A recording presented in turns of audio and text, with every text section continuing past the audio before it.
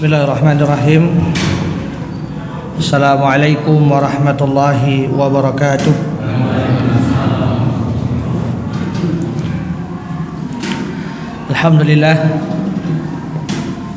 Alhamdulillahi rabbil alamin. Wa bihi nasta'inu ala umuri dunya waddin. Asyhadu an la ilaha illallah wahdahu la syarikalah. Wa asyhadu anna Muhammadan abduhu wa rasuluh. La nabiyya wa la rasula ba'dah. Allahumma la sahla illa ma ja'altahu sahla wa anta taj'alul hazna idza syi'ta sahla. Allahumma sahhil lana umurana washrah lana sudurana. Allahumma alimna bima yanfa'una wanfa'na bima 'allamtana warzuqna ilman nafi'an. Rabbi shrah li sadri wa yassir li amri wahlul 'uqdatam min lisani yafqahu qawli, amma ba'd. Bapak-bapak, ibu-ibu, hadirin hadirat jamaah yang semoga senantiasa dimuliakan dan juga diberkahi oleh Allah Subhanahu wa taala. Segala puja puji syukur hanya berhak kita panjatkan kehadirat Allah. Salawat dan salam senantiasa tercurahkan kepada baginda Muhammad sallallahu alaihi wasallam, pada keluarga beliau, para sahabat, para tabi'in, tabi'ut tabi'in dan orang-orang saleh yang senantiasa istiqomah di dalam dakwah dan juga risalah yang telah beliau sampaikan hingga hari kiamat kelak. Alhamdulillah, beberapa hari yang lalu kita sempat dibuat sedih, Pak Bu. Kita sempat dibuat marah. Kita sempat dibuat emosi dengan beberapa kelakuan oknum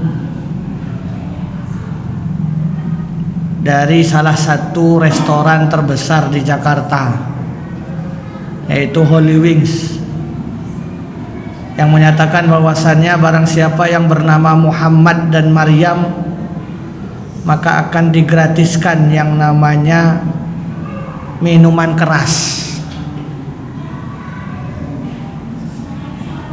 Alhamdulillah, Gubernur Jakarta Bapak Anies Baswedan bergerak cepat dan menutup restoran Holy Wings ini dan juga menangkap beberapa oknum. Kita bilang oknum aja, Pak, karena mungkin tidak semua karyawan ataupun orang yang bekerja di Holy Wings tega melakukan hal yang demikian. Bagaimana bisa orang yang kita cintai, manusia yang paling kita cintai di muka bumi, Nabi kita Muhammad sallallahu alaihi wasallam, direndahkan dengan sebuah gelas bir. Ini kalau kita yang tidak punya iman, Bu, Pak, maka kita akan menganggap enteng masalah ini. Tapi kalau kita sudah benar-benar memahami hakikat dari Islam itu sendiri, maka kita akan bela habis-habisan Nabi kita yang mulia sallallahu alaihi wasallam.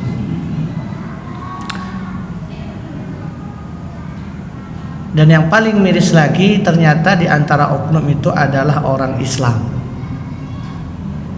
Ini menandakan begitu rendahnya, begitu kritisnya, begitu luar biasanya ketidaktahuan umat Islam Indonesia akan siapa nabinya, yaitu Rasulullah sallallahu alaihi wasallam. Maka kita mudah-mudahan di Masjid Munirah ini dengan membahas sejarah Rasulullah akan menimbulkan rasa cinta yang tulus kepada orang yang benar-benar bukan hanya saja manusia dan juga seluruh alam mencintainya, bahkan sang pencipta alam pun mencintai beliau sallallahu alaihi wasallam. Nah ini Pak, kalau kita tidak faham tentang Islam, maka kita tidak akan marah tatkala Rasulullah dihina. Makanya kita harus belajar. Nih, pertemuan yang awal dulu sudah saya sampaikan, kalau ada sedikit saja di hati kita tidak ada rasa marah, emosi, apabila Nabi kita SAW dihina, maka pertanyakanlah syahadat kita. Nah, ini semua berawal dari tadi. Begitu dahsyatnya musuh-musuh Islam mulai mengikis sedikit-sedikit akidah umat Islam ini, sehingga apa? Sehingga kita sudah berani kurang ajar kepada Rasulullah SAW. Apalagi sekarang ada istilah baru nih Pak, apa? Begal demokrasi. Sampai-sampai dibuat apa? Tes wawasan keislaman TWK. Masya Allah. Nah ini begitu gencar musuh-musuh Islam memang mengikis sedikit demi sedikit ya akidah kita dan juga rasa cinta kita kepada Rasulullah SAW. Maka monggo kita sama-sama kembali telusuri jejak sirah orang yang paling mulia, manusia yang paling dicintai oleh Allah Subhanahu wa taala, yaitu Rasulullah sallallahu alaihi wasallam. Setelah kejadian perang Gajah, peristiwa ini mungkin terjadi sebelum perang Gajah. Tatkala seorang pemuda yang ganteng, pemuda yang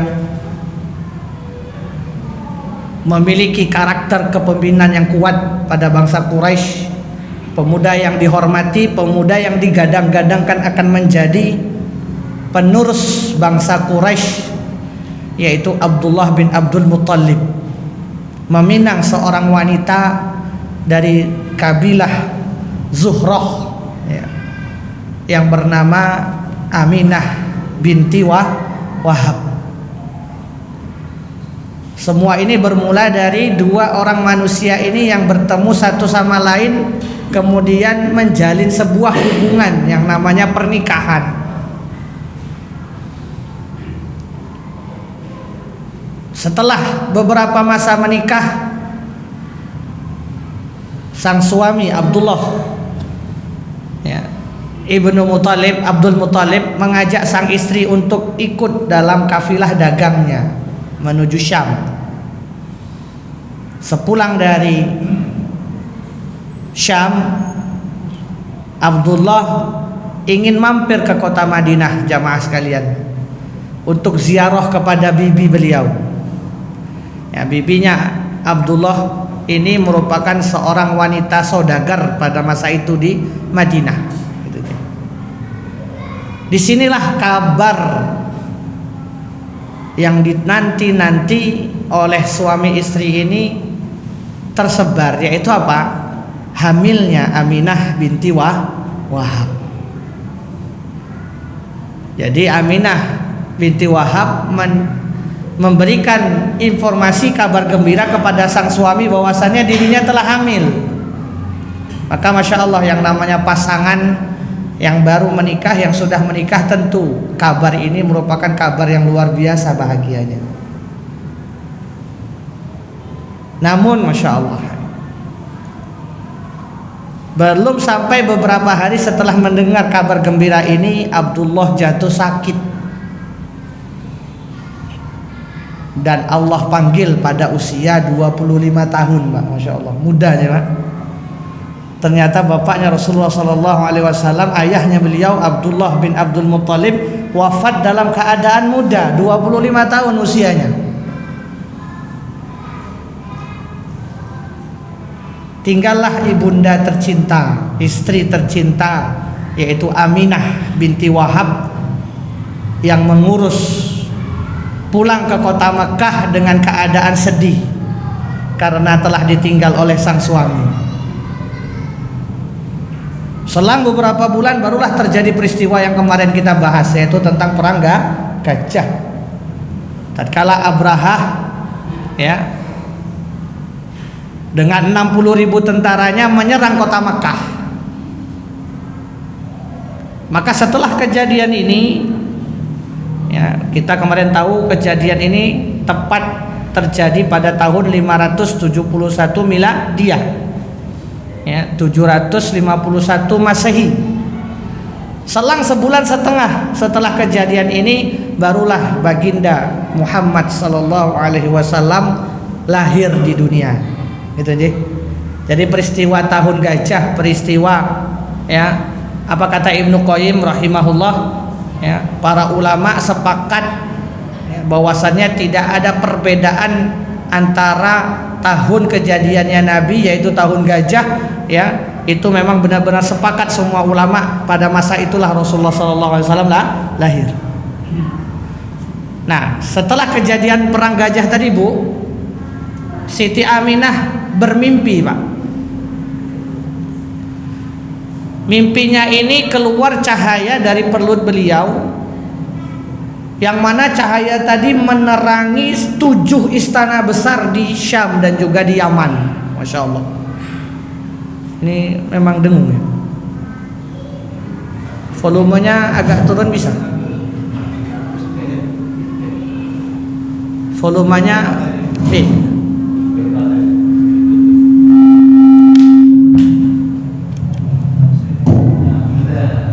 Nah, yang hijau cek. Nah, dah, alhamdulillah. Jadi ibunda Aminah, istrinya Abdullah, ibunya Rasulullah SAW itu sebelum melahirkan mimpi dulu, jamaah sekalian. Mimpi bahwasannya dari perut beliau itu keluar cahaya yang sangat terang menyinari 7 istana besar di Syam dan juga Yaman. Nah, ini menandakan basirah, kabar gembira dari Allah Subhanahu wa taala bahwasannya akan muncul, akan lahir dari rahim beliau nanti orang yang benar-benar bisa merubah dunia. Dan alhamdulillah Rasulullah SAW tepat di hari Seninnya, Bu, Pak. Hari Seninnya itu Rasulullah lahir ke muka bumi. Para ulama berselisih hanya masalah tanggal. Kalau bulan, insya Allah bulan dan tahun para ulama tidak berselisih paham. Tahunnya tadi tahun gajah. Bulannya bulan apa, Pak? Bulan Rabiul Awal. Nah, bulan Rabiul Awal. Ada juga riwayat yang mengatakan Ramadan tapi lemah. Jadi Rasulullah SAW itu lahir pada tahun gajah bulan Rabiul Awal. Tanggalnya yang diperselisihkan, ada yang mengatakan tanggal 2, ada yang mengatakan tanggal 8, ada yang mengatakan tanggal 9, ada yang mengatakan tanggal 10, ada yang mengatakan tanggal 12, ada yang mengatakan tanggal 17, ada yang mengatakan tanggal 22 Rabiul Awal. Jadi ada 7 perbedaan pendapat yang mengatakan tanggal lahirnya Nabi Sallallahu Alaihi Wasallam. Yang penting Rabiul Awal. Nah, Rasulullah SAW itu lahir hari Senin. Makanya hari Senin ini, Bapak Ibu sekalian, makanya hari Senin ini hari yang luar biasa di dalam Islam. Setelah hari Jumat, maka hari yang patut kita perhatikan, hari yang patut kita, ya, besarkan, yaitu hari Senin. Makanya Rasulullah sunnahnya itu Senin Kamis puasa. Kenapa demikian? Kata Abdullah ibnu Abbas, sepupu beliau radhiyallahu anhu, mengatakan dilahirkannya Nabi kalian pada hari Senin, ya. Diutusnya Nabi juga tepat pada hari Senin. Hijrahnya Nabi SAW ke Madinah juga pas hari Senin. Dan wafatnya Rasulullah SAW juga pas harinya hari Senin. Itu kata Abdullah ibnu Abbas. Makanya hari Senin ini Masya Allah begitu mulia hari Senin ini. Setelah hari Jumat tentunya. Hari Jumat merupakan Sayyidul Ayyam, hari yang paling, ya, mulia di antara hari-hari yang lain. Tapi yang kedua adalah hari Senin. Makanya puasanya kita di hari Senin itu, Masya Allah, itu merupakan sebuah amal yang juga mulia di sisi Allah. Nah, jadi Rasulullah ini lahir ke muka bumi hari Senin, bulan Rabiul Awal, tahunnya tahun gajah. Tanggal itu berselisih para ulama. Ya, makanya kalau teman-teman Nahdiyin ya mengadakan Maulid Nabi itu tanggalnya nggak tentu. Yang penting 1 bulan Rabiul Awal itu diadakan kajian Maulid Nabi. Terluar ya, terbebas dari khilaf yang ada masalah Maulid Nabi. Saya tidak akan bahas masalah khilaf ini. Ya, selama isi Maulid Nabi itu bagus, selama isi Maulid Nabi itu menceritakan sirah Nabi, ya, bukan dangdutan, bukan joget-jogetan, apalagi hal-hal yang berbau haram, maka insya Allah kita dukung acara Maulid. Tapi kalau sudah di dalamnya ada, wah, ini kadang yang hulunya, berlebihannya orang-orang sebagian yang tidak paham agama, ya, Maulid Nabi malah diadakan sebagai ajang dangdutan dan segala macamnya, koplo, apalagi Pak, itu yang haram. Ya, sebagaimana yang dikatakan oleh ya Habib Novel, ya, Masya Allah, Habib Novel ini sekarang Masya Allah, beliau luar biasa ilmunya, sudah banyak merubah tradisi-tradisi yang melenceng dari sebenarnya yang diajarkan oleh ya Kiai Haji Hasyim Asy'ari. Maulid itu sah-sah saja kalau selama tidak ada kemaksiatan di dalamnya. Kalau Maulid Nabi yang diisi adalah sirah Nabi Muhammad SAW agar masyarakat faham tentang bagaimana Rasulullah SAW lahir dan perjalanan beliau, itu Masya Allah bagus. Tapi kalau sudah di luar itu, maka ini harus kita cegah, jangan sampai terjadi hal-hal yang tidak diinginkan. Nah, setelah beliau lahir, ya, kakek beliau Abdul Muttalib, ya, ketika itu Aminah sudah sampai ke Mekah, Abdul Muttalib itu sering membawa Rasulullah SAW ke dalam Ka'bah. Jadi Abdul Muttalib ini sudah mengenalkan kepada Rasulullah, ini loh Baitullah yang diselamatkan oleh Allah ketika Abrahah menyerang. Sampai hari ke-7 maka Abdul Muttalib menyembelih kambing dan mengundang ketua-ketua suku Quraisy pada masa itu. Ya, ini Pak sejarah kenapa Rasulullah dinamakan Muhammad. Ya, sejarah kenapa Rasulullah dinamakan Muhammad. Ya, Abdul Muttalib itu bukan dengan sendirinya memberi nama cucunya ini Muhammad, ya, tapi sekali lagi ini adalah ilham dari Allah Subhanahu wa taala. Ketika itu para pemimpin Quraisy bertanya, "Wahai Abdul Muttalib, siapa nama anakmu? Siapa nama cucumu?" Gitu ya. Maka dengan spontan Abdul Muttalib tanpa pikir panjang mengatakan namanya adalah Muhammad. Padahal Bapak Ibu sekalian, kalau kita baca sirah bangsa Arab itu, nama Muhammad itu nama yang langka. Jadi zaman dulu, zaman bangsa Arab, nama Muhammad itu nama yang langka, aneh. Itu ya. Nama Muhammad ini nama yang aneh. Orang dulu nama-namanya tuh yo Abdul Uzza gitu kan. Nama-namanya itu nama-nama yang mungkin familiar di bangsa Arab. Tapi ketika Abdul Muttalib mengatakan nama anak ini saya beri Muhammad, maka semua Quraisy, pemimpin Quraisy kaget. Muhammad, kok tidak pernah krungu, tidak pernah terdengar nih. Ini nama baru ini. Lihat Pak, Masya Allah, ini ilham yang Allah berikan kepada Abdul Muttalib. Ditanya, kenapa engkau berikan nama Muhammad, kok nggak yang lain saja? Pakai kayak nama kakekmu Hashim, pakai kayak nama buyutmu misalnya ya Abdul Manaf dan segala macamnya, atau nama bapakmu Muttalib segala macamnya gitu kan. Kenapa harus Muhammad? Apa kata kakek beliau? Masya Allah. Apa kata Abdul Muttalib? Aku beri nama Muhammad agar seluruh penghuni bumi mendoakannya dan seluruh penghuni langit pun memujinya. Masya Allah. Itu terlontar begitu saja dari mulutnya Abdul Muttalib yang pada masa itu belum Islam. yang pada masa itu masih memeluk agama nenek moyangnya. Ini Pak, Masya Allah, ini ketika awal kecil saja Rasulullah itu sudah dibimbing oleh Allah, sudah didesain bagaimana ceritanya nama beliau harus Muhammad, Masya Allah. Dan pada saat itu tidak terpikirkan oleh Abdul Muthalib, spontan diucapkan dari mulutnya, keluar Muhammad.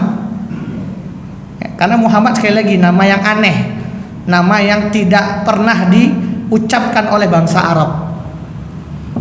Makanya ketika disebutkan nama Muhammad, doanya kakeknya Abdul Muthalib tadi apa? Aku ingin cucuku ini akan didoakan, akan dipuji oleh semua penduduk bumi dan juga penduduk langit. Masya Allah. Itulah pentingnya sebuah nama, pentingnya sebuah nama. Anak-anak kita, cucu-cucu kita jangan kasih nama yang aneh-aneh. Francisco, Ferguson, apa artinya? Ronaldo,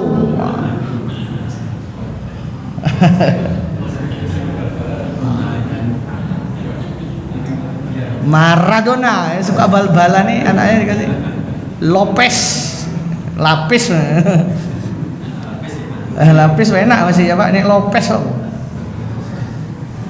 Ini pentingnya nama itu Pak, Bu. Ya, nama itu apa? Doa kan? Nama itu doa. Makanya Abdul Muthalib beri nama Muhammad, beliau berdoa supaya apa? Cucunya ini nanti jadi orang pilihan gitu. Kita pun demikian, kalau punya anak kasih nama yang terbaik. Ojo Paijo, Painem. Nama yang Jawa tapi baik, nggak apa-apa, nggak mesti Arab kok. Ya. Nama Arab lebih bagus, nama Jawa tapi baik, nggak apa-apa. Ridwan, oh, Masya Allah. Penjaga surga. Tapi saya nggak mau Jagato Pak, pengen melebu no, masuk Jagato. Mudah-mudahan masuk, amin ya Allah. Kasih nama itu anak itu yang benar-benar Masya Allah, Hakim, Mas Hakim ya. Semoga jadi pemimpin yang soleh ya. Jadi ini tugas orang tua. Jangan sampai milih nama anak itu sembarangan ya. Jangan sampai mentang-mentang lahirnya Agustus, Agustina, siapa gitu. Kasihlah nama terbaik untuk anak, itu doa kita ya. Itu doa kita. Maka inilah kejadian singkat ketika Rasulullah Sallallahu Alaihi Wasallam lahir di muka bumi, gitu aja.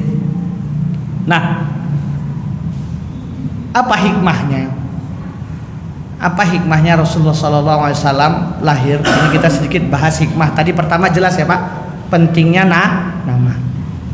Ya, jadi jangan sembarang ngasih nama, mau anak, mau cucu, mau cicit kita, jangan sembarangan kasih nama. Yang kedua, kenapa Allah lahirkan Rasulullah itu dalam keadaan yatim?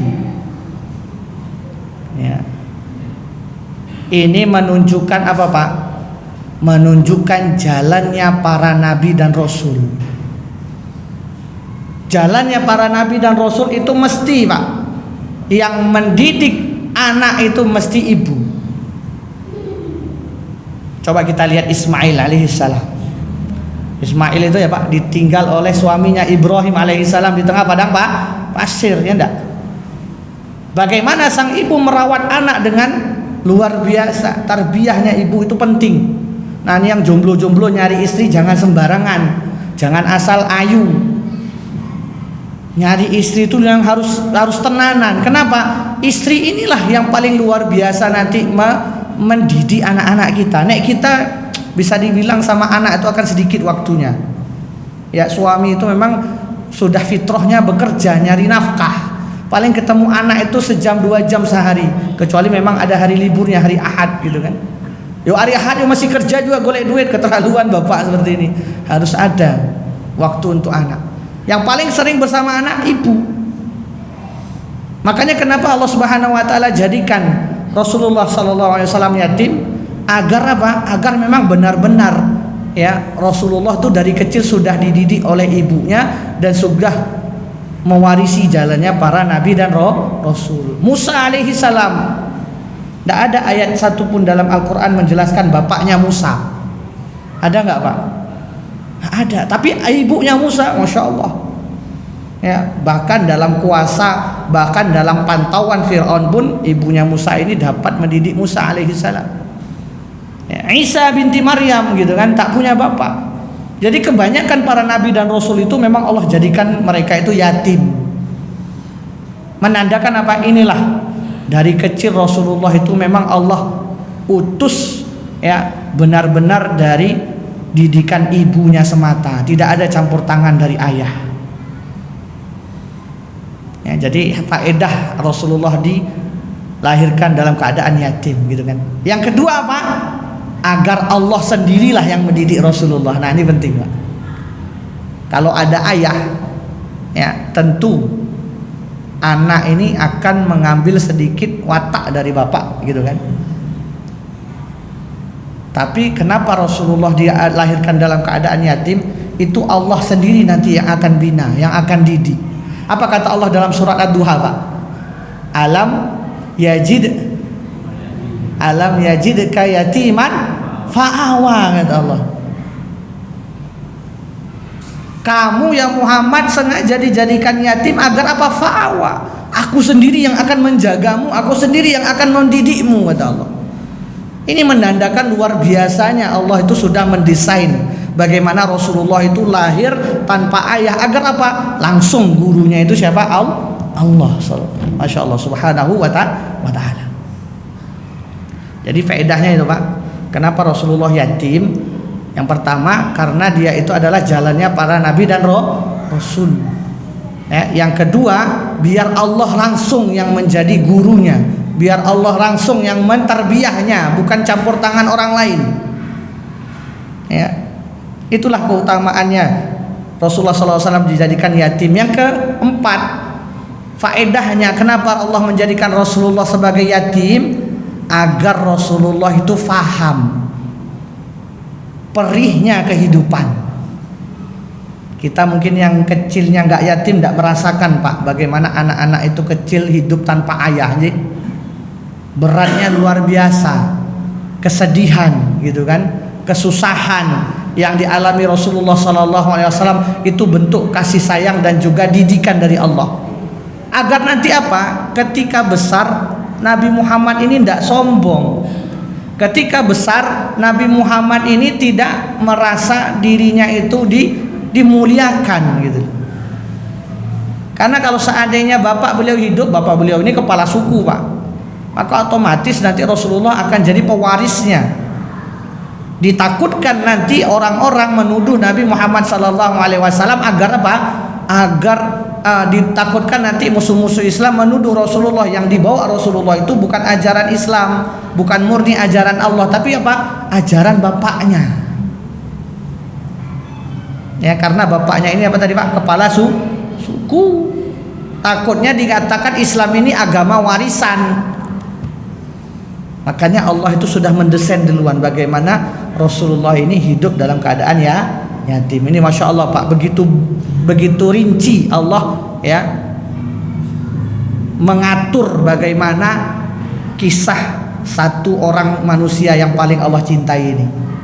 Dimulai dari keluarganya yang yatim, lahir dalam keadaan yatim, dimulai dari pemilihan nama yang memang benar-benar diilhamkan langsung oleh Allah kepada Abdul Muthalib, dan juga dididik oleh ibu yang hebat, Aminah binti Wahab. Ini, Pak, faedah kelahiran Nabi. Nah, setelah beberapa bulan, setelah 7 hari, 8 hari, qadarullah Aminah tidak bisa menyusui baginda sallallahu alaihi wasallam. Maka yang pertama kali ibu susunya bukan Halimah, Pak. Ibu susu Rasulullah sallallahu alaihi wasallam yang pertama itu bukan Halimah, namanya Suwaibah. Ya. Siapa Suwaibah ini? Budaknya Abu Lahab. Abu Lahab ini pamannya Rasulullah. Abu Lahab ini, Pak, ketika Rasulullah masih kecil, masih bayi, itu cintanya luar biasa kepada Rasulullah, Pak. Gimana tidak? Ini adalah anak dari adiknya, ya enggak? anak dari ponakannya. Ya, Abdullah itu kan ponakannya Abu Lahab. Jadi Abu Lahab ini saking cintanya kepada Rasulullah, masih kecil tapi ketika Rasulullah sudah jadi nabi, wah musuhnya luar biasa. Permusuhannya si Abu Lahab ini. Tapi ketika masih kecil itu Abu Lahab tuh paling suka, paling senang kepada Nabi Muhammad karena ganteng, putih, bercahaya gitu kan. Masya Allah, dari kecil tuh sudah menyejukkan mata Rasulullah SAW ini. Maka diambillah sini biar aku susui sama budakku namanya Suwaibah. Makanya Pak, ketika Abu Lahab mati, itu salah seorang kerabatnya didatangi oleh Abu Lahab dalam mimpi. Dan ini dibenarkan oleh Rasulullah SAW. Ditanya sama kerabat tadi, apa yang kamu dapatkan Abu Lahab di akhirat sana? Ya sebagaimana yang kamu ketahui, aku di dalam neraka, kata Abu Lahab. Sudah jelas kan ayatnya kan, surat Al-Masad ya, tabat yada abi lahabin wa tab, sudah jelas aku di neraka. Tapi Allah memberiku sedikit minuman, kata Abu Lahab. Allah memberikanku sedikit minuman. Ketika kisah ini diceritakan kepada Rasulullah, maka Rasulullah mengatakan, ya, karena dulu aku disusui oleh Suwaibah, budaknya Abu Lahab. Jadi gara-gara budaknya Abu Lahab ini menyusui Rasulullah, Abu Lahab ini diberikan sedikit minuman. Ya tapi tetap neng neraka disiksa ya. Tapi dikit Allah berikan minuman. Karena tadi walaupun dia benci setengah mati kepada Rasulullah, tapi dia juga pernah ternyata cinta kepada Rasulullah. Tapi tetap azab tetap berlaku untuk dia. Itu cuma sedikit saja kenikmatan yang Allah berikan, minum air putih saja. Jadi adalah sedikit waktu rehatnya di azab, minum sedikit, antum dipanggang nih ya.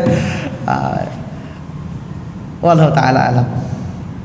Jadi setelah dari Suwaibah, nah ketika Suwaibah ini dibebaskan oleh Abu Lahab, maka Suwaibah pun pergi. Akhirnya Rasulullah tidak ada lagi yang menyusui.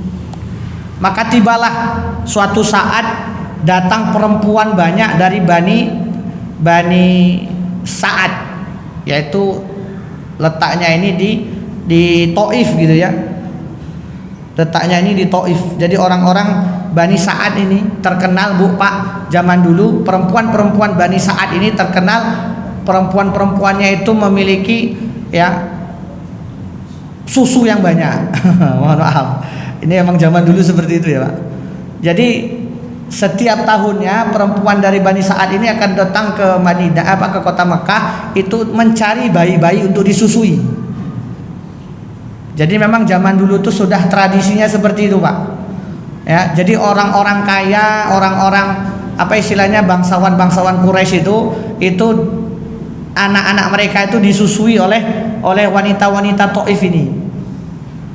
Nah, suatu saat ditawarilah Nabi Muhammad, maka tidak ada yang mau Bapak Ibu sekalian. Kenapa? Yatim.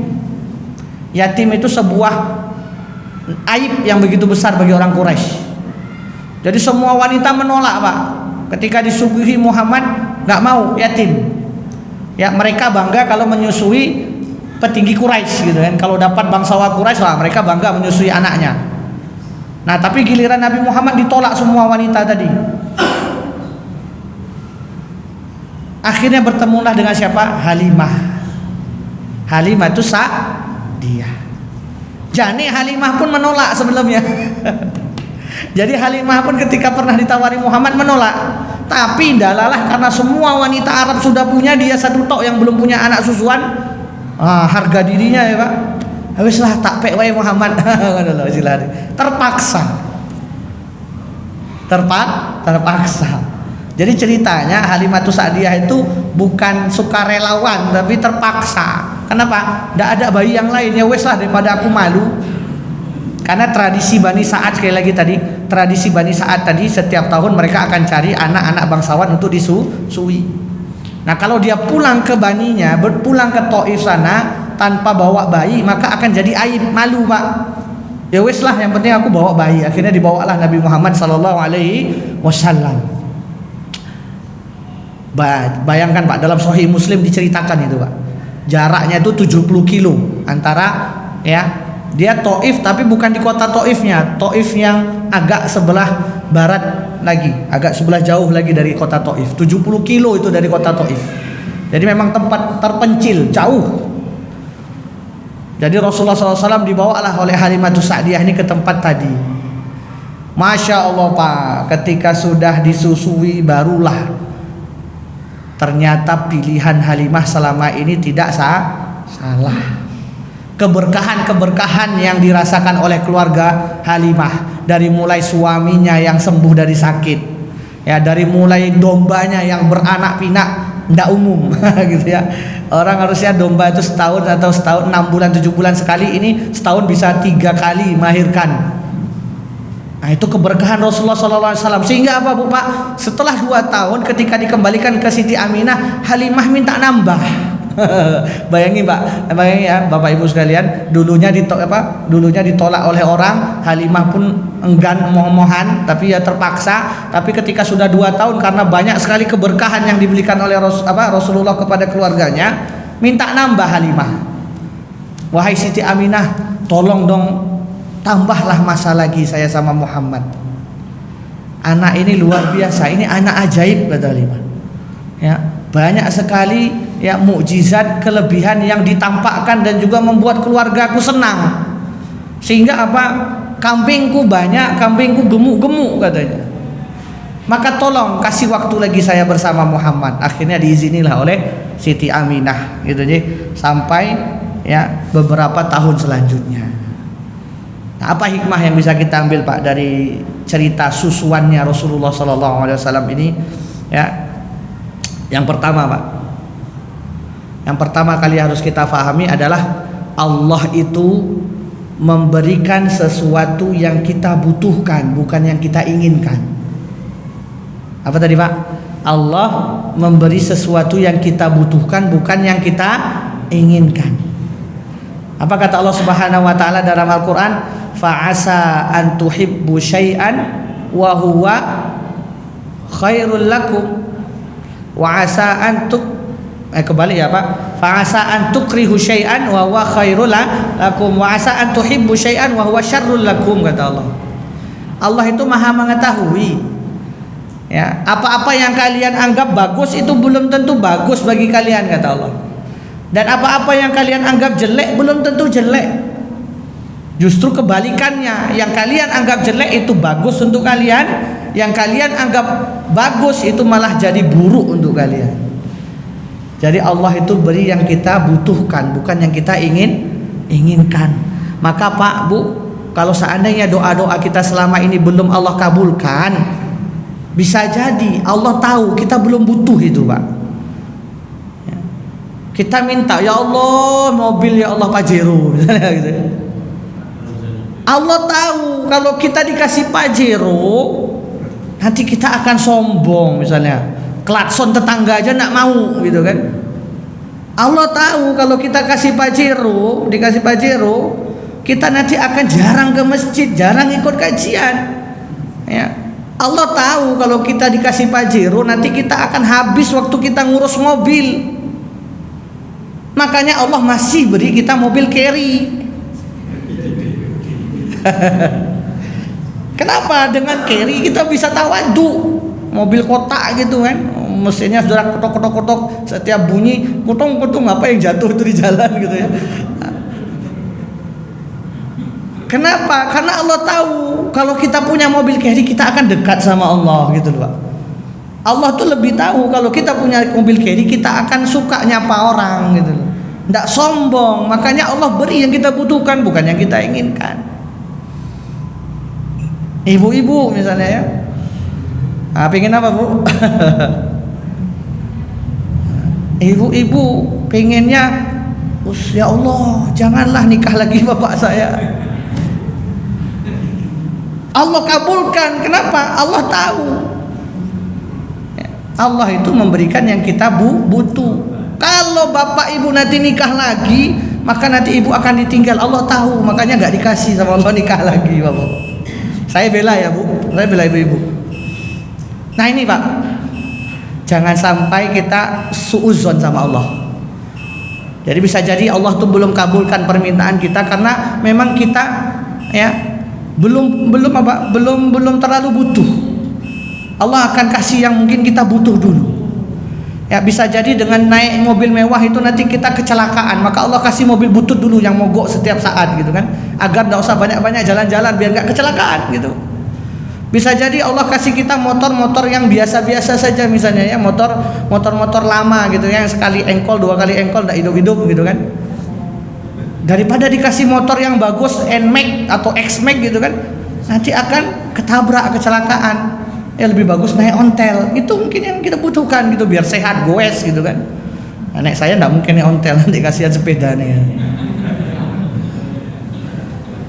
ya Pak, Bu, saya bersingkat. Hikmahnya tadi apa? Allah itu beri yang kita butuhkan, bukan yang kita inginkan. Termasuk Halimah Sa'diyah tadi, awalnya moh-mohan nerima Rasulullah kan, tapi ketika tahu ternyata hikmahnya berkahnya luar biasa, syukur itu. Makanya Pak, Bu, penyesalan itu di akhir bukan di awal.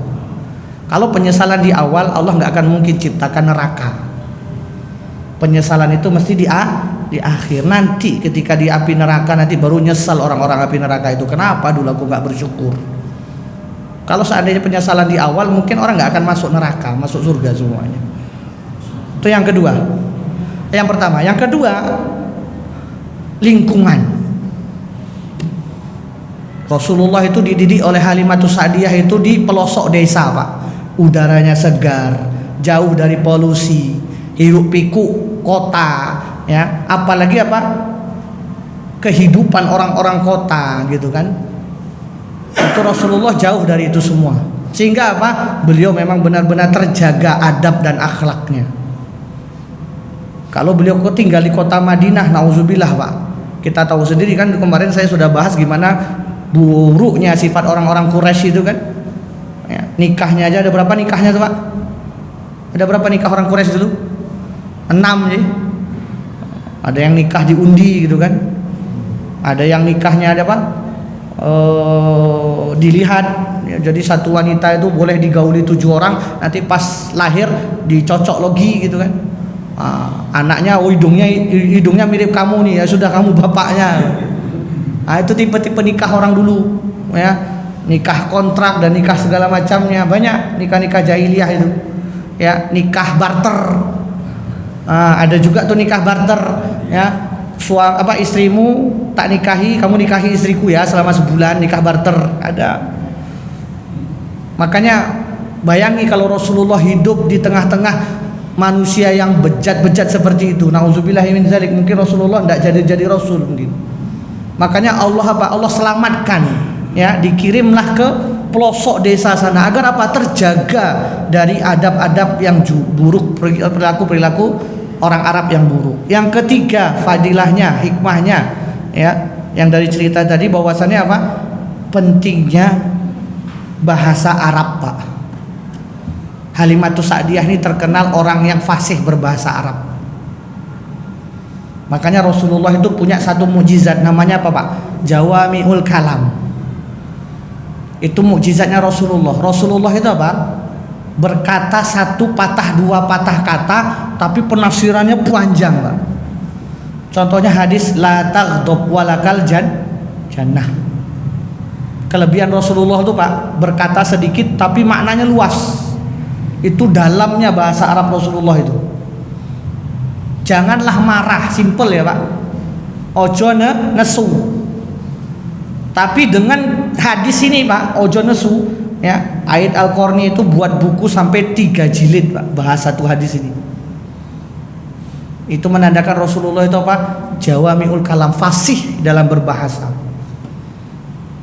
Bahasa Arab itu bagian dari agama Pak ya. Ulama menyebutkan belajar bahasa Arab itu wajib. Wajib loh Pak, Bu. Ada nggak bahasa Arab di sini Mas? Coba diadakan besok. Apa kata Ibnu Taimiyah? Bahasa Arab itu bagian dari agamamu, pelajari. Umar bin Khattab juga demikian mengatakan, kalau kamu Islam, pelajari ilmu bahasa Arab, pelajari fikih, pelajari faraid. Perintah belajar bahasa Arab itu, Pak. Jadi jangan fobia dengan Arabisasi, jangan. Sekarang banyak Islam Nusantara itu menolak Arab, paling alergi, membuat stigma bahwasannya bahasa Arab itu jelek, orang Arab itu jelek. Tidak seperti itu. Seandainya bahasa Arab itu jelek, orang-orang Arab itu jelek, Allah nggak akan pilih bangsa Arab sebagai tempat Rasulullah dilahirkan. Bahasa Arab itu wajib hukumnya. Coba kita belajar dari sekarang, Bapak Ibu sekalian. Ya, minimal kita tahulah sedikit-sedikit agar kita bisa paham betul ayat-ayat Al-Qur'anul Karim. Gitu deh. Coba kalau ada waktu Mas dibuat pelatihan bahasa Arab, undang saja besok ustaz siapa yang bisa ngisi bahasa Arab di sini, insyaallah. Ya, bagus itu bahasa Arab. Itu saja mungkin yang bisa kita sampaikan pada hari ini. Jadi kisah kita pada malam ini sampai Rasulullah menyusui, ya. Dari mulai Rasulullah dia lahirkan, ya, kemudian yang kedua Rasulullah disusui oleh Halimatus Sa'diyah. Insyaallah kalau ada waktu, ada umur, kita minggu depan akan sambung kembali, ya, cerita sirah Nabi Muhammad sallallahu alaihi wasallam. Oh ya, sedikit saja tambahan untuk panitia kurban ini. Sedikit saja, ini mungkin sering terlewati, ya. Saya sarannya hendaknya panitia kurban itu, Bapak Ibu sekalian, itu harus jelas pertama akadnya. Jadi kalau panitia kurban misalnya Mas Adi atau siapa, ketika menerima kurban tanya baik-baik, ini kurbannya kurban nazar atau kurbannya kurban wasiat atau untuk orang yang sudah meninggal atau kurban biasa. Karena yang namanya kurban wasiat atau untuk orang yang meninggal atau kurban nazar itu mudhahi tidak dapat jatah. Orang yang kurban tidak dapat jatah sama sekali. Makanya kalau panitia itu, kemarin saya beberapa kasus ketika ngisi di mana daerah Paulan, daerah Colomadu, banyak sekali ternyata masjid yang belum paham. Jadi ada namanya dalam sembelihan itu ada kurbannya kurban nazar. Kurban nazar itu contohnya gini, saya lulus nih S2, tahun depan saya harus kurban, itu kurban nazar namanya, Pak. Kurban yang diakadkan, diniatkan untuk janji atau sumpah. Itu yang kurban tidak dapat jatah sama sekali, full semuanya dagingnya untuk fakir miskin dan dibagikan panitia, gitu je.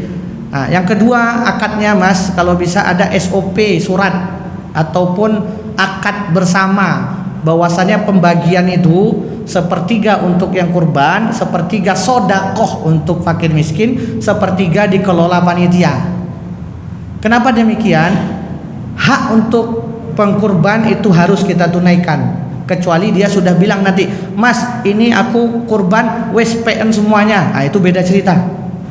Jadi akad itu harus dijelaskan. Kenapa? Biar tidak timbul nanti permasalahan, ya. Kalau sudah dikasih sepertiga, maka yang kedua ada namanya sodakoh, Pak.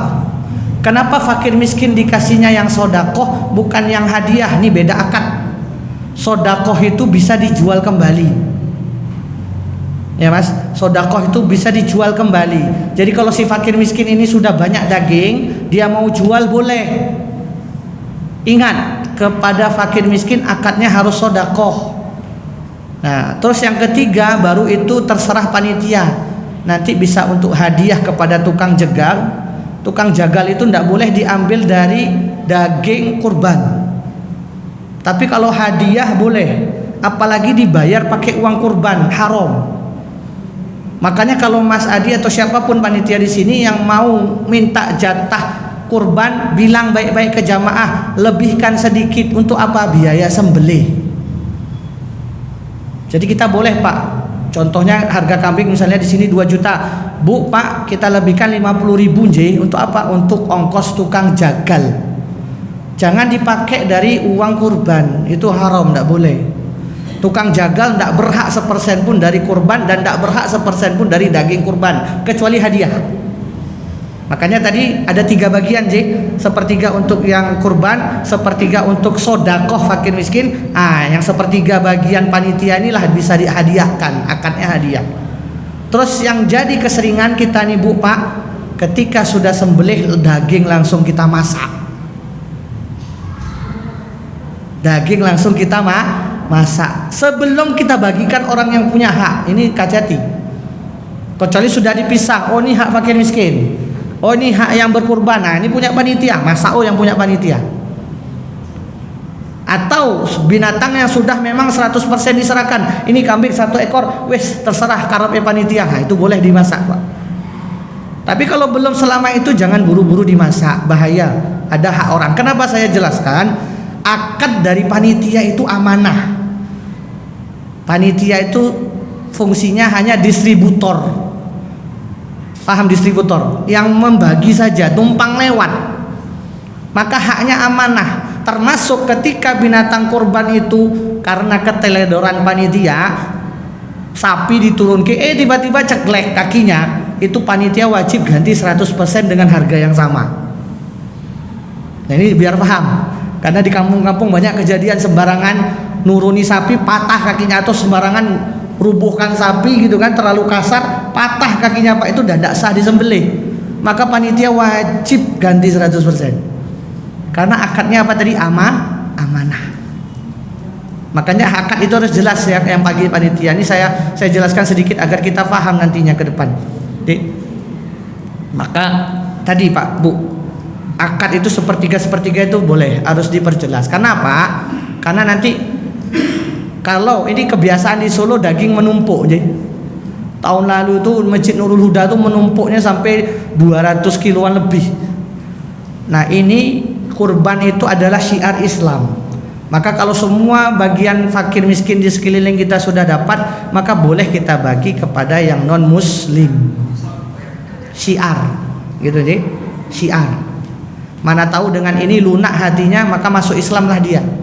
Tapi ingat, non muslim yang fakir, jangan non muslim yang kaya, non muslim yang fakir. Gitu sih, sedikit saja tentang kurban. Nanti kalau ada mau diskusi boleh setelah sholat isya.